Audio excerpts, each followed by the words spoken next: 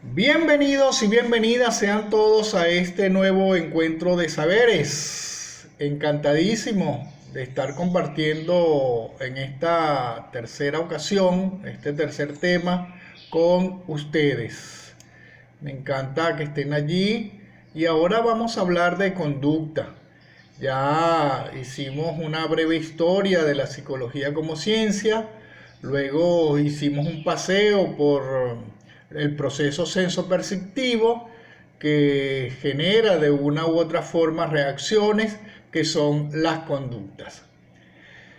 Recuerden que la conducta es toda reacción consciente, inconsciente, voluntaria o involuntaria, producto de la estimulación interna, bien sea de los músculos, propioceptiva, bien sea de los órganos, de las vísceras, la interoceptiva, o bien sea producto del pensamiento. O también puede ser una estimulación externa, visual, auditiva, táctil, olfativa o gustativa, que permite adaptarse al medio ambiente externo o interno.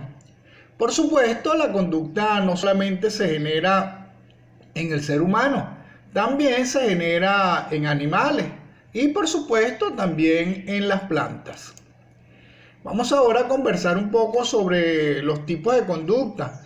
No hay duda de que hay una gran variedad de conductas. La conducta molar, que es una conducta general, una conducta integral que implica el movimiento de todos los músculos, de todo el cuerpo. La conducta molecular, que es una conducta más específica de movimientos finos. La conducta innata o heredada, que es una conducta con la cual nacemos, ya viene con nosotros, establecida genéticamente. La conducta refleja, que también es una conducta innata y que está allí con nosotros. Fíjense que hay tres tipos o pasan tres cosas con los reflejos.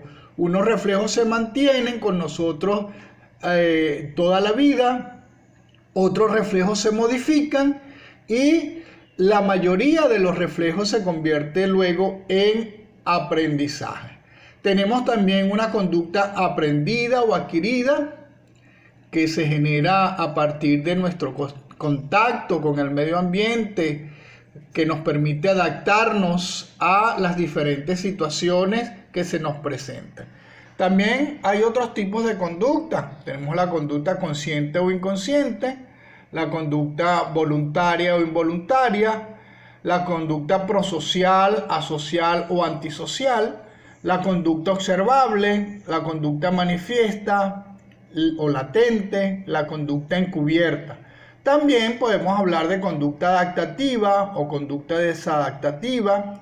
También podríamos hablar de una conducta apetitiva o de aproximación, conductas consumatorias, conductas pasivas y también agresivas, conductas asertivas, conductas condicionadas, también conductas incondicionadas y conducta operante.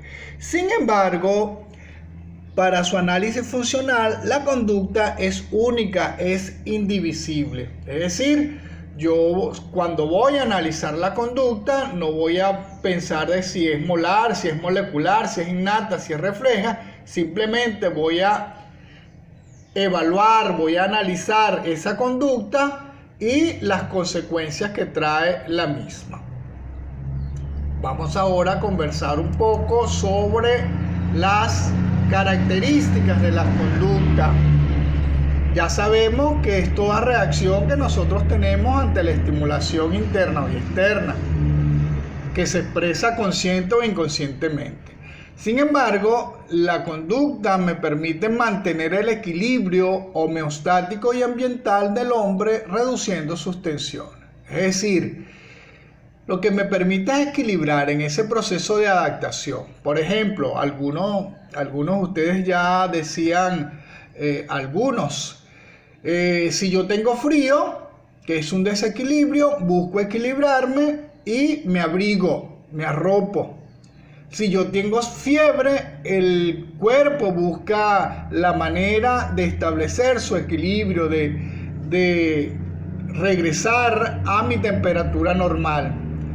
Cuando yo me estoy riendo mucho, no me quedo riéndome todo el tiempo, sino que llega un momento en que establezco mi equilibrio, me voy a la normalidad. Y todo eso, por supuesto, me permite reducir tensiones. La conducta debe ser entendida en función del contexto. ¿Qué quiere decir eso?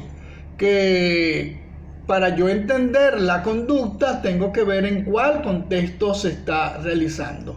Si yo estoy en la playa y me estoy divirtiendo mucho y comúnmente no lo hago, pero yo estoy en un contexto donde se me permite tener ese tipo de conducta, ese tipo de reacciones. Si yo estoy en un velorio, por supuesto no me voy a estar riendo a carcajadas, sino que voy a mantenerme tranquilo. Bueno, pero tú eres muy bochinchero, tú eres muy estrafalario. Sí, pero estoy aquí en una situación especial. Si yo estoy en la empresa, si estoy en mi oficina, por supuesto voy a mantener una conducta acorde a las características propias de mi trabajo.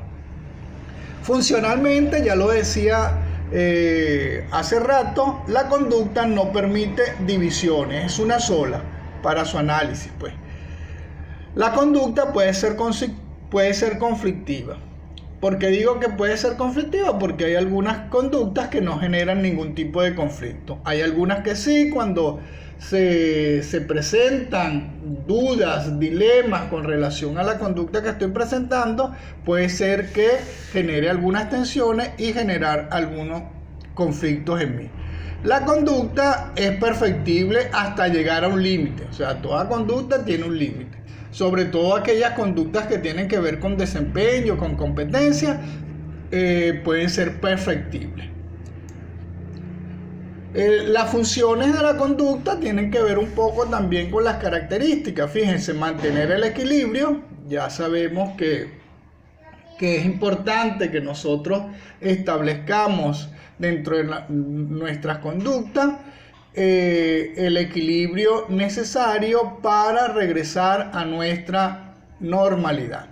Ya decía en las características que permite reducir las tensiones.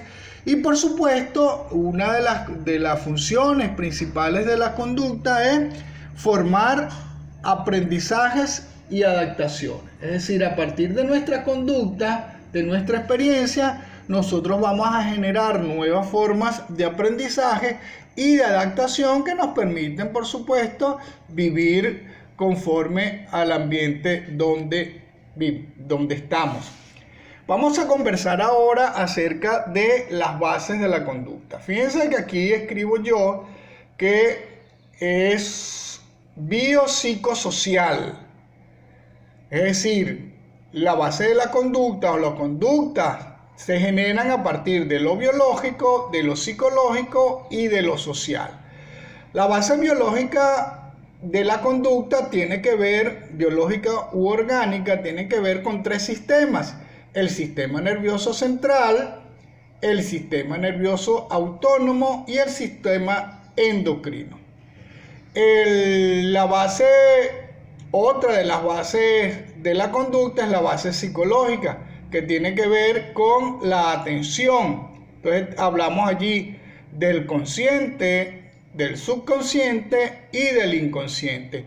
En esa base psicológica es importante en estos últimos tiempos tomar en cuenta lo espiritual dentro de la base psicológica, es decir, cómo está influyendo el aspecto espiritual en mi conducta. Y tenemos también la base social. La base social toma en cuenta los factores ambientales, la cultura y las instituciones sociales. Es importante ese FACIS, esa regla mnemotécnica que planteo yo allí en lo social de FACIS, son los factores ambientales, factores ambientales externos como el clima, el relieve, la flora, la fauna, y factores ambientales internos como la herencia, la población, la raza, la educación, la división del trabajo. También entonces en esos aspectos sociales está la cultura, todo lo que tiene que ver con la cultura, los ritos, el lenguaje, los ambientes. Y también tenemos las instituciones sociales, es decir, el hogar, la escuela, la iglesia y el gobierno o la forma de gobierno. En cuanto a los factores ambientales, lo voy a conversar luego de abordar algunos aspectos bien importantes de la base biológica de la conducta. En esta base biológica de la conducta, como lo decía anteriormente, tenemos el sistema nervioso central, el sistema nervioso autónomo y el sistema endocrino. Fíjense que en el caso del sistema nervioso central tenemos al cerebro, el cerebelo y la médula espinal.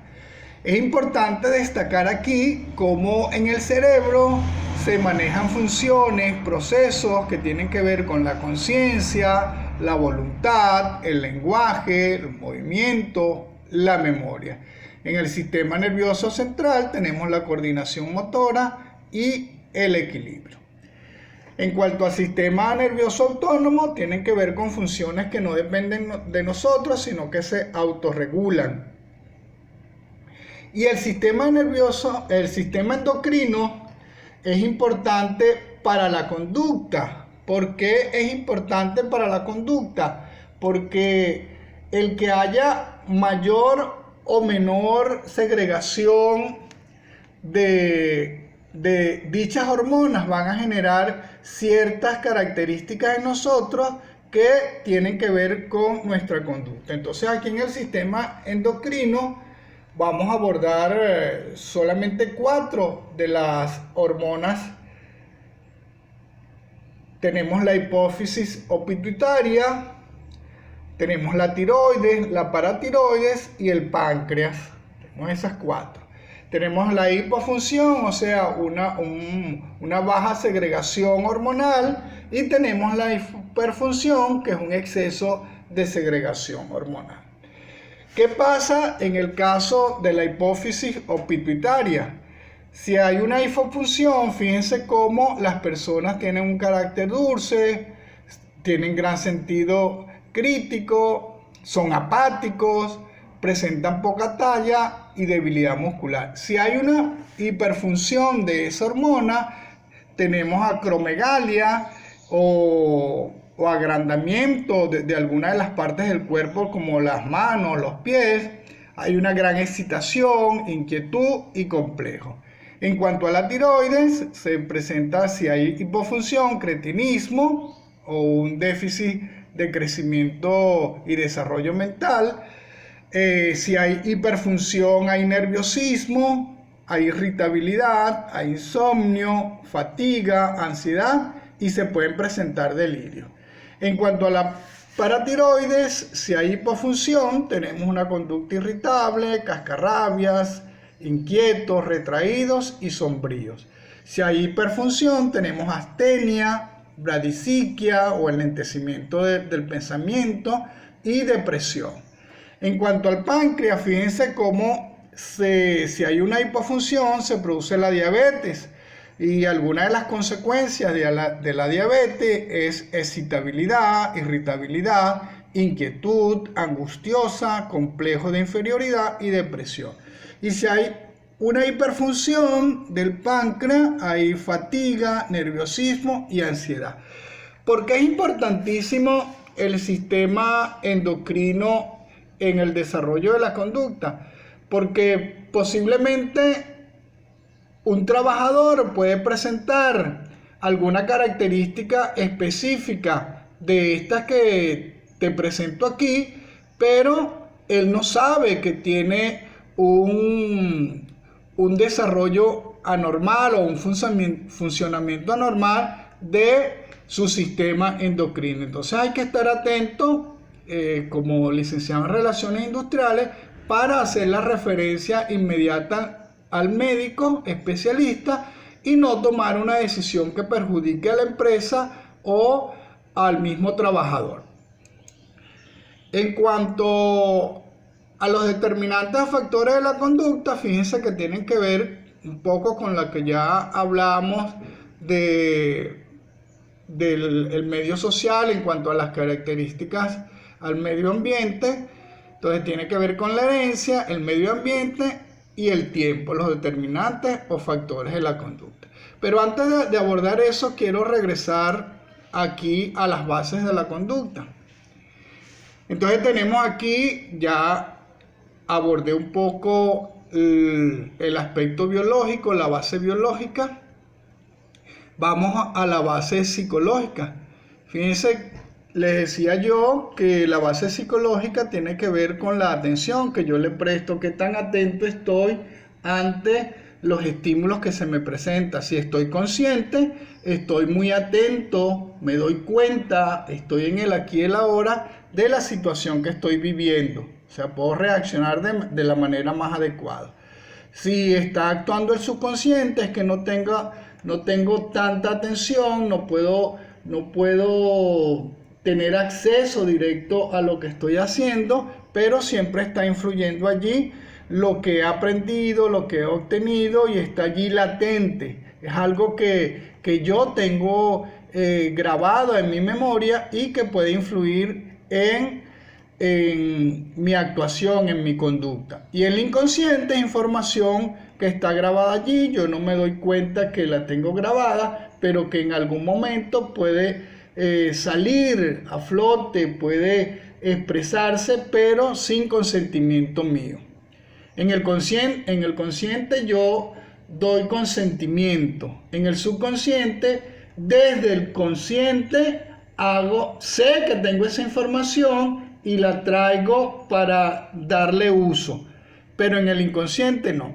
Y decía yo que en los actuales momentos, dentro de la base psicológica está lo espiritual, porque es parte de esa atención que yo expreso, que yo necesito para abordar todas las situaciones que se me presentan en la actualidad.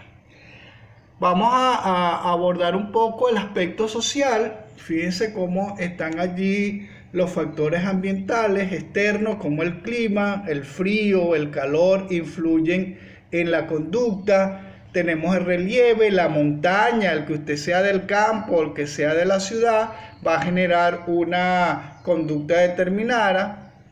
La flora, si usted está en mayor contacto con la naturaleza o está acostumbrado a estar en la naturaleza, a relacionarse con la naturaleza, bien sea con la flora o la fauna, va a tener unas características especiales. Por supuesto, su raza, su educación, la división del trabajo, también van a influir en la conducta que usted tenga. En cuanto a las instituciones sociales, por supuesto el hogar, el ambiente en el cual usted se desarrolle, tiene que ver con la conducta que usted va a expresar. Si lo maltratan, si no lo maltratan, si lo consienten, si no lo consienten, el clima que se esté viviendo en el hogar, al igual que en la escuela. La escuela también marca la forma de comportarnos nosotros, de actuar, si son buenas las relaciones interpersonales, el trato que me da el maestro, las condiciones que se presentan en la escuela, incluso el turno en el cual yo estudio. En cuanto a la iglesia, también tiene una gran influencia en la conducta, las limitaciones, los temores que se generan, la relación que yo tenga con Dios, el aspecto ese espiritual que tiene que ver con la base psicológica y se refleja también aquí en las instituciones sociales, y por supuesto el estilo de gobierno. No es igual un estilo de gobierno democrático que un gobierno autocrático que no permite mayores libertades. Vamos entonces a continuar aquí. Regresamos a los determinantes factores de la conducta. La herencia tiene que ver si usted, por ejemplo, hereda alguna enfermedad particular de sus padres, eso va a determinar el tipo de conducta que usted tenga. Si usted es hijo o nieto de un diabético, si hay alguna enfermedad coronaria por allí, hay alguna enfermedad que usted herede, eso va a marcar de una u otra manera la conducta que usted tenga. Por supuesto, ya lo hablábamos, que el medio ambiente determina la forma de comportarse usted. Ahora algunos plantean cuál es la relación o cuál es el porcentaje de actuación de la herencia y el medio ambiente en la conducta. Bueno, allí hay una relación que determina a usted lo marca el ambiente de una u otra manera. Usted determina su forma de comportarse de acuerdo al ambiente donde se desarrolle, pero está predeterminado de una u otra manera también con la herencia, con esa composición genética que ya traiga usted. En cuanto al tiempo, el tiempo también es un determinante de la conducta, porque depende del tiempo en el que usted vive, va a tener un comportamiento específicos. Por ejemplo, nosotros aquí en Venezuela tenemos en estos tiempos de revolución el desarrollo de un comportamiento determinado.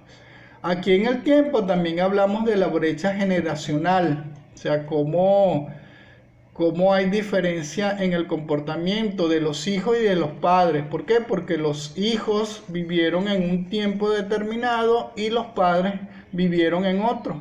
Y a veces se crea allí un conflicto porque los padres quieren que los hijos sean iguales que ellos, y es imposible porque vivieron en diferentes tiempos y esos tiempos marcaron la conducta de ese individuo. La pandemia ahorita del COVID-19 ha marcado bastante el comportamiento, la conducta del ser humano. Vamos a ir entonces culminando, hablando de la evolución de la conducta. Fíjese que en el proceso de aprendizaje, que lo abordaremos en el próximo tema, hablamos de crecimiento, desarrollo y maduración. A medida que yo voy creciendo, que voy aumentando de tamaño, se va generando un desarrollo que va acompañado a su vez de una maduración. ¿De una maduración de qué? De mi forma de actuar, de mi forma de comportarme, de mi forma de adaptarme al medio ambiente. Bueno, muchas gracias por su valiosa atención. Me encanta que estén aquí conmigo compartiendo este tema de la conducta, importantísimo para la licenciado en Relaciones Industriales, que esté atento al desarrollo de la conducta y, por supuesto, a partir de allí poder generar un mejor clima de trabajo, un mejor clima que genere mayor motivación y satisfacción en los trabajadores y en ustedes mismos. Gracias. Hasta siempre.